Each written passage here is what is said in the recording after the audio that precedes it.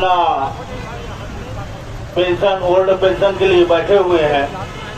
सबसे बड़ी दुखद बात तो ये है कि हम ऐसे नगरी में बैठे हुए हैं जहां पूरा नेताओं की भरमार है।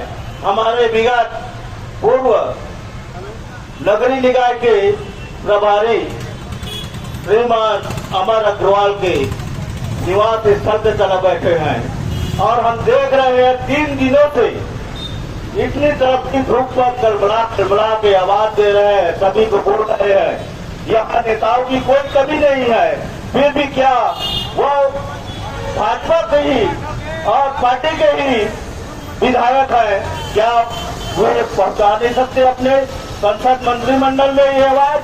क्या वो हमारी आवाज को नहीं सुन रहे हैं? क्या नहीं जान रहे हैं? यहाँ से 500 मीटर की दूरी पर उनकी निवास स्थल है, फिर भी हम 3 दिनों से गड़बड़ा रहे हैं, 3 दिनों से धूप में गड़बड़ा रहे हैं, छात्री ओढ़ के बैठ रहे हैं, फिर भी कानून तक की आवाज नहीं जा रही है।